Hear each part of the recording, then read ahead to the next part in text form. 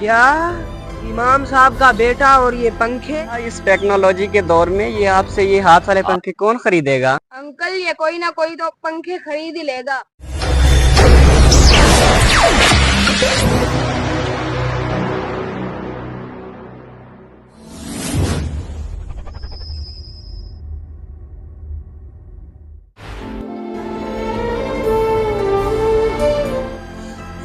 جناب آپ سے تنخواہ بڑھانے کی گزارش کی تھی۔ ارے امام صاحب، کھانا آپ کا ملک صاحب کی طرف سے آ جاتا ہے اور ہر 2 مہینے کے بعد سود بھی آپ کو مل جاتا ہے، تو پھر آپ کو کس چیز کی پریشانی ہے؟ بس کچھ معاملات ہی ایسے ہیں۔ ارے امام صاحب، معاملات تو ہر کسی کے ایسے ہیں۔ سر کے اوپر تو مسجد کا بل کا بوجھ بھی نہیں ہے، تو پھر آپ کو کس چیز کی پریشانی ہے؟ وہ میری چھوٹے بہن کی طبیعت خراب تھی نا، اس وجہ سے سرکاری ہسپتال لے گیا تھا، انہوں نے کہا ہے پرائیویٹ تھوڑی فیس مہنگی ہے، اس وجہ سے۔ امام صاحب جب تنخواہ بڑھانی ہوگی تو ہم خود بڑھا دیں گے، آپ کے کہنے سے پہلے ہی خود بڑھا دیں گے، ابھی تو کچھ نہیں ہو سکتا۔ چلو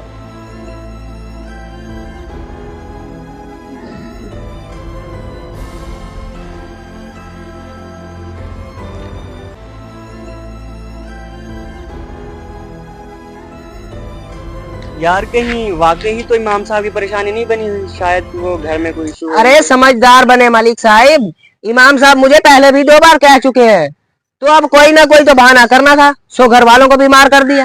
لیکن یار پتہ نہیں کیوں مجھے ایسے فیل ہو رہا ہے کہ شاید ان کو واقعی پریشان ہے وہ۔ ملک صاحب اس دور میں کون پریشان نہیں ہے؟ آپ پریشان ہیں، میں پریشان ہوں، ہر کوئی پریشان ہے۔ سمجھدار بنے، آپ زیادہ نہ سوچیں۔ چلو بھائی جان پنکھے لے لو۔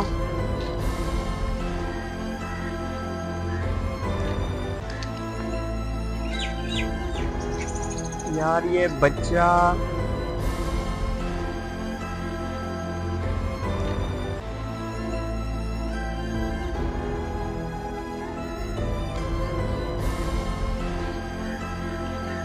ارے امام صاحب یہ بچہ کون ہے؟ جی جناب، یہ میرا ہی برخوردار ہے۔ اچھا میں نے کہا شاید کوئی محلے کا شرارتی بچہ آیا ہوا ہے۔ نہیں، یہ میرا ہی بیٹا ہے، شرارتی بچہ نہیں ہے۔ انکل یہ پنکھا خریدیں گے آپ؟ بیٹا اس ٹیکنالوجی کے دور میں یہ آپ سے یہ ہاتھ والے پنکھے کون خریدے گا؟ انکل یہ کوئی نہ کوئی تو پنکھے خرید ہی لے گا، مجھے اس کے علاوہ اور کوئی نہیں کام آتا، پہلی دفعہ نکلا ہوں گھر سے۔ لیکن بیٹا کیا وجہ بنی آپ کی سے نکلنے کی آج؟ انکل بس گھر والے بیمار ہیں، اس لیے پیسے اکٹھے کر رہا ہوں۔ لیکن کیا وجہ بیٹا، آپ کے ابا کو تنخواہ نہیں ملتی؟ انکل تنخواہ ملتی تو ہے مگر کم ملتی ہے، جس سے گھر کے اخراجات مشکل سے پورے ہوتے ہیں۔ اچھا بیٹا تم ایسے کرو، یہ گرمی میں تم نہیں ٹھہرو، یہ پنکھے سارے کتنے کے ہیں مجھے یہ بتاؤ۔ انکل یہ 500 کے ہیں۔ اچھا یہ پنکھے آپ مجھے دے دو سارے، اور یہ لو آپ نا یہ 1000 روپے رکھ لو اور گھر جاؤ۔ شاباش بیٹا۔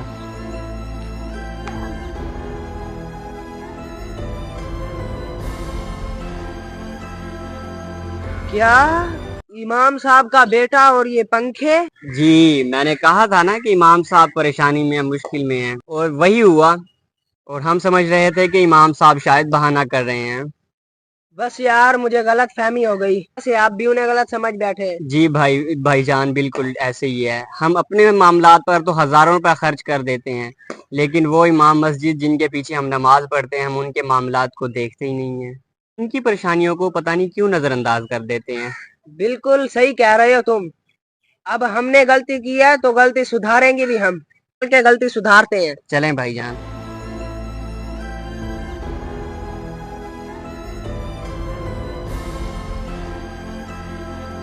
ارے نہیں جناب، آپ کیوں معذرت کر رہے ہیں؟ مجھے شرمندہ تو نہ کریں۔ شرمندگی تو ہمیں ہو رہی ہے امام صاحب کہ آپ کی بات سن لی اور نظر انداز کر دیا۔ نہیں مجھے کوئی گلہ شکوہ نہیں ہے آپ سے، آپ انتظامی ہیں، آپ نے فیصلے کرنے ہوتے ہیں اپنی مرضی سے۔ فیصلہ تو ہم نے امام صاحب کر لیا ہے کہ آج سے آپ کی تنخواہ 15,000 نہیں بلکہ 30,000 ہے، اور رہی جو بات گھر والوں کی، اور ان کی ملک صاحب نے بات کر لیا ہاسپٹل میں، ان کا جو خرچہ ہوگا سارا یہ کریں گے۔ میں نے بھائی کے ساتھ بات کر لی ہے، وہ ہاسپٹل میں ہی ہوتے ہیں امام صاحب، وہ آپ کے جو بھی گھر کے معاملات ہیں وہ ہاسپٹل میں سارے دیکھ لیں گے، آپ کا انشاءاللہ کوئی خرچہ نہیں ہوگا۔ اور آگے سے آپ کو جو پریشانی آپ ہمیں بتا دیے گا۔ اگر ویڈیو پسند آئے تو اسے لازمی شیئر کریں، ہو سکتا ہے ایک شیئر سے کسی کی اصلاح ہو جائے۔ شکریہ۔